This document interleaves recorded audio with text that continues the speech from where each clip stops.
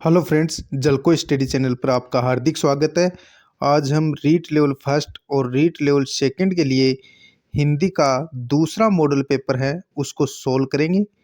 और ये जो रीट एग्ज़ाम परी होगी उसके लिए वेरी वेरी इम्पोर्टेंट मैं आपके लिए हिंदी का मॉडल पेपर सेकंड लेके आया हूँ, बहुत ही शानदार।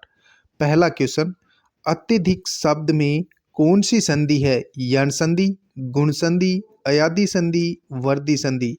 तो अत्यधिक में कौन सी संधि होगी? इसका संधि विच्छेद करो। अत्यधिक का क्या होगा? अति धन अधिक हो जाएगा। अति धन अधिक यानी अति प्लस अधिक हो जाएगा। तो अत्यधिक में कौन सी संधि हो गई? यण संधि है। कौन सी संधि है? यण संधि है। इसकी ट्रिक आप ध्यान में रखेंगे। य र ल व से पहले यदि कोई आता अक्षर आ जाता है वर्ड के अंदर, यानी कि ये जो शब्द है इसके बीच में यदि आधा अक्षर आपको दिखाई दे य र ल व से पहले, तो वहाँ यण संधि हो जाएगी। कौन सी संधि होगी? यण संधि। और इसमें अत्यधिक में यदि उपसर्ग पूछा जाए तो इसमें अति उपसर्ग हो जाएगा। नेक्स्ट, अगला क्वेश्चन है अपना, निम्नलिखित में से उचित विलोम शब्द युग्म नहीं है। सुख का दुख होता है, बिल्कुल सही है। सफलता का असफलता हो जाएगा, बिल्कुल सत्य है। शांति का क्रोध नहीं होता, शांति का होगा अशांति। और क्रोध का क्या हो जाएगा? क्षमा। क्रोध का क्या हो जाएगा? क्षमा। तो ऑप्शन सी अपना करेक्ट आंसर हो जाएगा, जो कि गलत है। शांति का अशांति और क्रोध का क्या होगा विलोम शब्द? क्षमा हो जाएगा। और निष्क्रम का कर्म होता है, बिल्कुल सत्य है। निष्क्रम का क्या हो जाएगा? कर्म, या कर्म का क्या हो जाएगा? निष्क्रम। तो ये भी सत्य है। तो ऑप्शन सी है, शांति का अशांति होगा, न कि क्रोध होगा। और क्रोध का विलोम शब्द होता है क्षमा। नेक्स्ट, अगला क्वेश्चन है अपना, केंद्रित शब्द में प्रत्यय है। तो केंद्रित में कौन सा प्रत्यय है? धृत, रित, इत, तय। तो केंद्रित में इत प्रत्यय है। देखो, केंद्र तो हो जाएगा मूल शब्द, और जब इसमें इत प्रत्यय जोड़ते हैं तो ये केंद्रित हो जाता है। तो ऑप्शन सी अपना करेक्ट आंसर हो जाएगा। नेक्स्ट, जीतना एक आदत है पर अफसोस, और फिर विस्मयादि बोधक चिन्ह लगा रखा है। हारना भी आदत ही है, वाक्य में विराम चिन्ह है। यानी कि जो ये विराम चिन्ह है ये किसका है? तो ये विस्मयादि बोधक चिन्ह है। ये सभी को आता है, बिल्कुल सिंपल क्वेश्चन। नेक्स्ट, अगला क्वेश्चन है, अत्यंत शब्द में उपसर्ग है अ, अति, अति और अति। अति में एक में ती बड़ी दे रखी है, एक में छोटी दे रखी है, और अति। तो इसका संधि विच्छेद कर लो। अभी मैंने बताया था अति धन अधिक हो जाएगा, अति प्लस अधिक हो जाएगा। तो इसमें कौन सा उपसर्ग हो गया? अति उपसर्ग है। ऑप्शन सी अपना करेक्ट आंसर हो जाएगा, और यण संधि है इसमें। अगला अपन को गद्यांश दे रखा है, तो इसको पहले ध्यानपूर्वक पढ़ेंगे। संवाद में दोनों पक्ष बोले यह आवश्यक नहीं। प्राय एक व्यक्ति की संवाद में मौन भागीदारी होती है। यह स्थिति संवादहीनता से भिन्न है। मन से हारे दुखी व्यक्ति के लिए दूसरा पक्ष अच्छे वक्ता नहीं, अच्छे श्रोता के रूप में अधिक लाभकर होता है। बोलने वाले के हाव भाव और उसका सलीका, उसकी प्रकृति और सांस्कृतिक सामाजिक पृष्ठभूमि को पल भर में बता देते हैं। संवाद से संबंध बेहतर भी होते हैं, और अशिष्ट संवाद संबंध बिगाड़ने का कारण भी बनता है। बात करने से बड़े बड़े मसले, अंतर्राष्ट्रीय समस्याएं तक हल हो जाती है। पर संवाद की सबसे बड़ी शर्त है एक दूसरे की बातें पूरे मनोयोग से, संपूर्ण धैर्य से सुनी जाएं। श्रोता उन्हें कान से सुने और मन से अनुभव करे, तभी उसका लाभ है। सभी समस्याएं सुलझने की संभावना बढ़ती है, और कम से कम यह समझ में आता है कि अगले के मन की परतों के भीतर है क्या। सच तो यह है कि सुनना एक कौशल है जिसमें हम प्राय अकुशल होते हैं। दूसरे की बात काटने के लिए, उसे समाधान सुझाने के लिए हम उतावले होते हैं, और यह उतावलापन संवाद की आत्मा तक हमें पहुंचने नहीं देता। हम तो बस अपना झंडा गाड़ना चाहते हैं।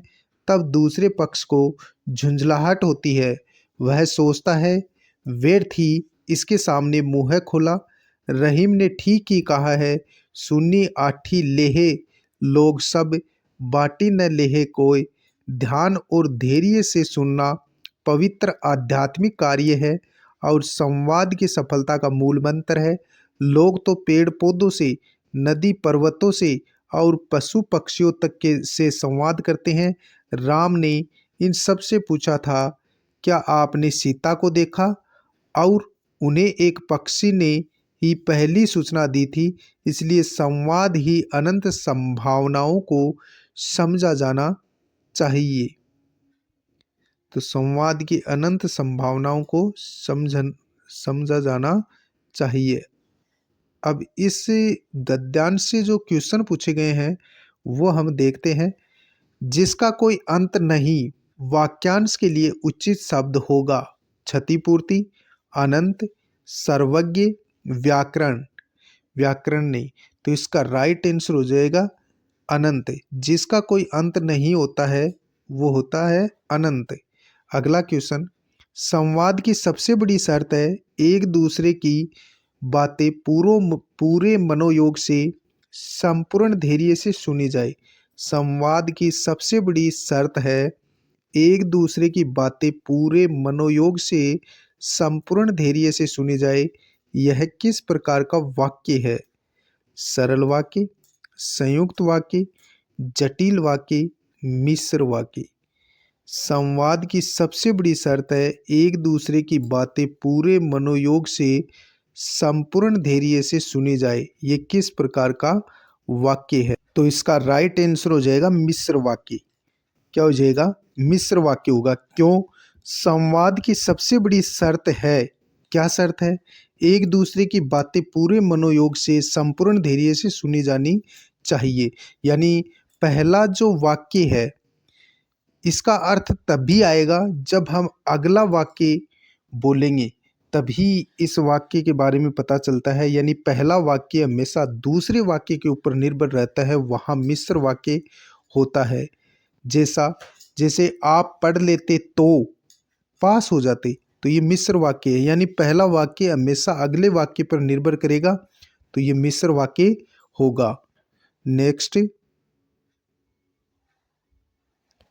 निम्नलिखित में से आत्मा शब्द का पर्यायवाची शब्द नहीं है। जीव, सर्वव्यापी, मोद, विभू। निम्नलिखित में से आत्मा शब्द का पर्यायवाची नहीं है। ये क्वेश्चन हमें पूछा गया है। तो आत्मा शब्द का पर्यायवाची कौन सा नहीं है? इसमें देखो, जीव है, आत्मा शब्द का पर्यायवाची है। सर्वव्यापी भी यानी कि आत्मा शब्द का पर्यायवाची है। विभू भी है लेकिन मोद नहीं है। ऑप्शन सी अपना करेक्ट आंसर हो जाएगा। अगला क्वेश्चन है अपना क्वेश्चन नंबर 39। पवित्र शब्द का तद्भव रूप होगा पेटी, पुतला, पासा, पावन। तो पवित्र जो अपना यानी तत्सम शब्द है इसका तद्भव क्या हो जाएगा? पावन। ऑप्शन डी अपना करेक्ट आंसर हो जाएगा। नेक्स्ट, अगला क्वेश्चन है अपना परतो शब्द का एक वचन रूप होगा परत, परती, परता, परते। तो इसका राइट आंसर हो जाएगा परत। नेक्स्ट, निम्नलिखित में से कौन सा समास का प्रकार नहीं है? यथा नियम अव्ययीभाव समास बिल्कुल सही है नियम के अनुसार। परनकुटी द्वंद्व समास इसमें नहीं है। परनकुटी में द्वंद्व समास नहीं है, तो ऑप्शन बी अपना आंसर हो जाएगा। विद्या भंडार इसमें तत्पुरुष समास है। पंचवटी इसमें दिग्गु समास है। परनकुटी का यदि अपन समास विग्रह करेंगे तो क्या होगा? परण से बनी कुटिया, परण से बनी कुटिया या कुटीर। तो इसमें हो जाएगा करण तत्पुरुष, न कि द्वंद्व। तो ऑप्शन बी अपना करेक्ट आंसर हो जाएगा। नेक्स्ट, हम चूड़ियां पहन रहे हैं वाक्य में क्रिया किस काल की है? हम चूड़ियां पहन रहे हैं वाक्य में किस काल की क्रिया है? सामान्य वर्तमान काल, संदिग्ध वर्तमान काल, अपूर्ण वर्तमान काल, पूर्ण वर्तमान काल। तो ये यानी कि अपूर्ण वर्तमान काल का वाक्य है। तो ऑप्शन सी अपना करेक्ट आंसर हो जाएगा। नेक्स्ट, दृश्य मनोरम था इस वाक्य में प्रयुक्त विशेषण है निर्देशक विशेषण, भाववाचक विशेषण, संख्यावाचक विशेषण, गुणवाचक विशेषण। दृश्य मनोरम था इस वाक्य में किस प्रकार का विशेषण है? गुणवाचक विशेषण है।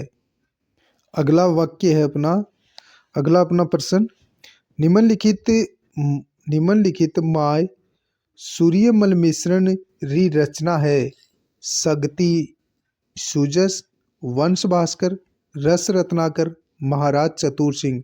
तो इसका आंसर हो जाएगा वंश भास्कर, जो कि सूर्यमल की रचना है। नेक्स्ट,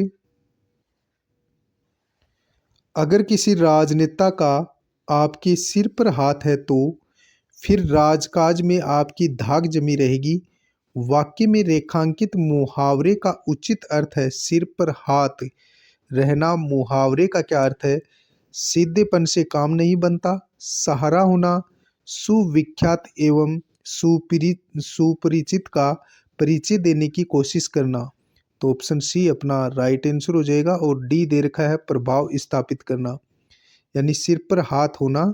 तो मुहावरे का क्या अर्थ होगा? सुविख्यात एवं सुपरिचित का परिचय देने की कोशिश करना। ऑप्शन बी अपना राइट आंसर हो जाएगा। नेक्स्ट, भाषा शिक्षण में ग्रेडिंग प्रणाली से लाभ है। ग्रेडिंग प्रणाली से मूल्यांकन अधिक विश्वसनीय होता है, बिल्कुल सत्य है। इससे इससे छात्रों में स्वस्थ प्रतिस्पर्धा का विकास होता है, बिल्कुल सत्य है। यह प्रणाली छात्रों के पढ़ाई के बोझ और तनाव को कम करने में लाभदायक है, ये कथन भी सत्य है। तो उपयुक्त सभी अपना राइट आंसर हो जाएगा। नेक्स्ट, वस्तुनिष्ठ प्रश्नों के प्रकार नहीं है एकांतर अनुक्रिया रूप, समानता रूप, सादृश्य अनुभव रूप, प्रश्नावली। वस्तुनिष्ठ प्रश्नों के प्रकार नहीं है इसमें, यानी कि कौन सा नहीं है? तो प्रश्नावली है, ये नहीं है। ऑप्शन सी अपना आंसर हो जाएगा। नेक्स्ट,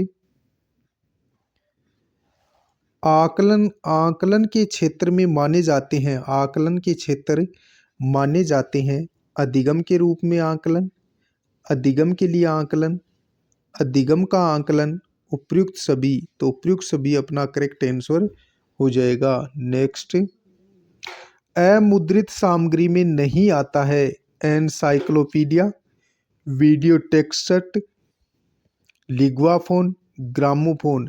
तो एनसाइक्लोपीडिया नहीं आता है अमुद्रित सामग्री में। ऑप्शन ए अपना करेक्ट आंसर हो जाएगा। नेक्स्ट, अगला क्वेश्चन है अपना, पाठ्य पुस्तक के रूपात्मक पक्ष के अंतर्गत नहीं आता है मूल्य, आकार, मुख पृष्ठ और विषय वस्तु।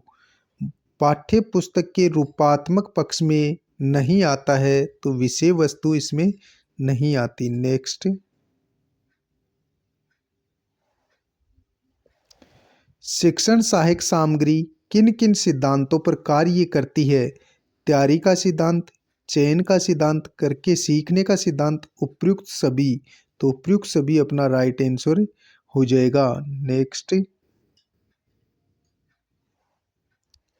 शिक्षण सहायक की सर्वे सामग्री नहीं है चलचित्र, रेडियो, ग्रामोफोन, लिग्वाफोन। यानी सर्वे सामग्री कौन सी नहीं है? चलचित्र नहीं है, चलचित्र सर्वे और दृश्य दोनों है। तो चलचित्र है ये, यानी कि सर्वे के साथ दृश्य भी है। नेक्स्ट, शिक्षण सहायक सामग्री में कौन से प्रमुख तत्व माने जाते हैं? माध्यम, विद्या, उपयुक्त दोनों इनमें से कोई नहीं, तो माध्यम और विधा दोनों माने जाते हैं। माध्यम और विधा दोनों माने जाते हैं। शिक्षण सहायक सामग्री में प्रमुख जो तत्व हैं उनमें माध्यम और विधा दोनों माने जाते हैं, तो उपयुक्त दोनों अपना करेक्ट आंसर हो जाएगा। नेक्स्ट, एक मानकीकृत परीक्षण वह है जिसमें विषय वस्तु अनुभव से चुनी या जांची गई हो, जिसमें मानक स्थापित किए गए हों। मानकीकृत उपलब्धि परीक्षण की यह परिभाषा किसने दी है? तो यह परिभाषा दी है CV गुड ने। किसने दी है? CV गुड ने। नेक्स्ट, लेखन कौशल की अभ्यास विधि में अभ्यास करवाया जाता है श्रुतलेख का, अनुलेख का, सुलेख का, उपयुक्त सभी का। तो उपयुक्त सभी अपना करेक्ट आंसर हो जाएगा। लेखन कौशल की अभ्यास विधि में श्रुतलेख का भी अभ्यास करवाया जाता है, अनुलेख का भी करवाया जाता है, सुलेख का भी करवाया जाता है। उपयुक्त सभी अपना करेक्ट आंसर हो जाएगा। नेक्स्ट, शिक्षण की खेल विधियों में प्रयुक्त किंडरगार्टन शब्द किस भाषा का है? इटालियन, जर्मन, अंग्रेजी, फ्रांसीसी। तो इसका आंसर हो जाएगा जर्मन भाषा का शब्द है। नेक्स्ट, अवरोही विधि के सिद्धांत माने जाते हैं। अवरोही विधि के सिद्धांत माने जाते हैं श्रृंखला का सिद्धांत, विभेदीकरण का सिद्धांत, सामान्यीकरण का सिद्धांत, उपयुक्त सभी। तो उपयुक्त सभी इसका राइट आंसर हो जाएगा, यानी श्रृंखला का सिद्धांत, विभेदीकरण का सिद्धांत और सामान्यीकरण का सिद्धांत। नेक्स्ट, अगला क्वेश्चन है अपना, निम्नलिखित में से परियोजना की कौन सी परिभाषा सही है? तो इसका करेक्ट आंसर हो जाएगा प्रोजेक्ट एक समस्यात्मक कार्य है जिसका समाधान स्वाभाविक स्थितियों में रहते हुए किया जाता है। यह जॉन डीवी की परिभाषा है, तो ऑप्शन बी अपना करेक्ट आंसर हो जाएगा। नेक्स्ट, निम्नलिखित में से शिक्षण सूत्र नहीं है। मूर्त से अमूर्त की ओर, पूर्ण से अंश की ओर, करके सीखना, विशिष्ट से सामान्य की ओर। निम्न में से शिक्षण सूत्र कौन सा नहीं है? ये क्वेश्चन हमें पूछा गया है। तो इसका जो राइट आंसर होगा वो हो जाएगा पूर्ण से अंश की ओर, यानी कि इसका कौन सा सूत्र नहीं है ये पूछा गया है। तो इसका राइट आंसर हो जाएगा करके सीखना। ये यानी कि सूत्र शिक्षण सूत्र नहीं है। विशिष्ट से सामान्य की ओर ये भी शिक्षण सूत्र है, पूर्ण से अंश की ओर भी है, मूर्त से अमूर्त की ओर है। और हमें पूछा गया कि शिक्षण सूत्र नहीं है। इस नहीं को आप ध्यान में रखेंगे तो करके सीखना है, ये शिक्षण सूत्र नहीं है। आज का हमारा अंतिम क्वेश्चन रहेगा, हर्बट के स्मृति स्तर में कौन सा पद नहीं है? मूल्यांकन, अभ्यास, प्रस्तावना, प्रस्तुतिकरण। तो मूल्यांकन नहीं है। कौन सा नहीं है? मूल्यांकन नहीं है। हर्बट ने पंचपदी जो प्रणाली दी है उसके अंदर सर्वप्रथम आएगा प्रस्तावना। क्या आएगा? प्रस्तावना। दूसरा आएगा प्रस्तुतिकरण, और तीसरा आएगा तुलना एवं संबंध, चौथा आएगा सामान्यीकरण, और पांचवा आएगा प्रयोग एवं अभ्यास। चौथा क्या आएगा? सामान्यीकरण, पांचवा अंतिम रहेगा प्रयोग एवं अभ्यास। ये था हमारा आज हिंदी का दूसरा मॉडल पेपर। वीडियो अच्छा लगे लाइक शेयर सब्सक्राइब जरूर करें।